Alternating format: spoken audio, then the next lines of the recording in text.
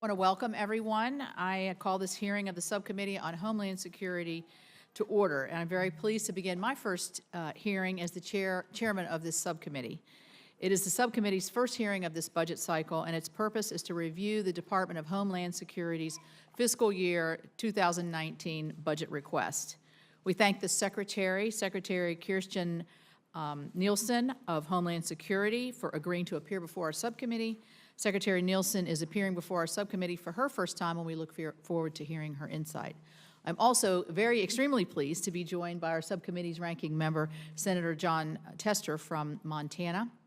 We look forward to working together. We were just talking about that through the fiscal year 2019 process. I'm also very pleased that the Vice Chair of the full Appropriations Committee, Senator Patrick Leahy from Vermont, is here with us today. So thank you. As the highest ranking official at the Department of Homeland Security, Secretary Nielsen has one of the most challenging jobs in government. Her department and its nearly 250,000 employees carry out a broad set of missions that spans the entire globe. They work to combat terrorism, manage who and what passes through our air, land, and sea borders, secure civilian cyberspace, prepare for and respond to disasters, and protect countless other national security interests. The subcommittee will work to support the department in meeting these demands in an effective and efficient manner. The recently enacted appropriations bill provided significant investments for the department toward those ends. It made significant investments in a new border wall system for the highest trafficked portions of the southwest border. It provided a record level of funding for immigration enforcement. For the first time, it dedicated significant funding to opioid detection equipment and to research and to improve those detection capabilities, something I'm extremely interested in.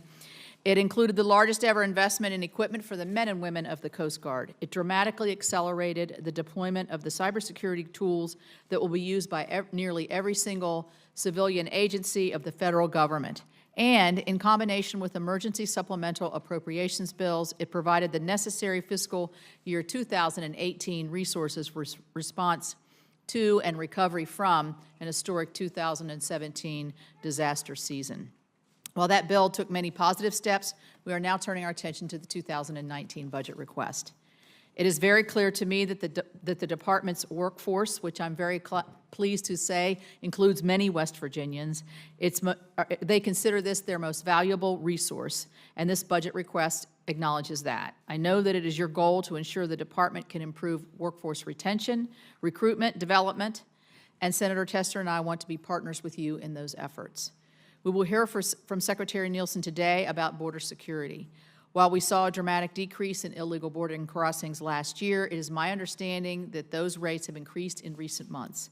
We look forward to hearing how your budget seeks to meet that challenge. I am pleased that the department has provided our subcommittee with a comprehensive plan for border security.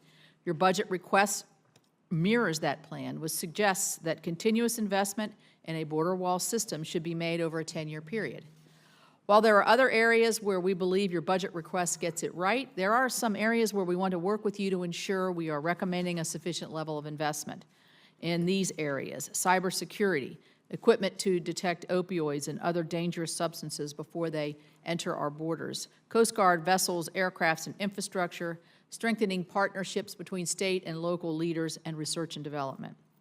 These are also parts of this budget request that are not, there are also parts of this budget request that I believe are not grounded in reality and that artificially deflate the real overall needs of the department. The request assumes $1 billion in revenue, which could only be realized by a fee increase proposals that have not yet been authorized by law. We request your assistance as we consult with you and your staff to make adjustments necessary to allow this budget to work despite these challenges.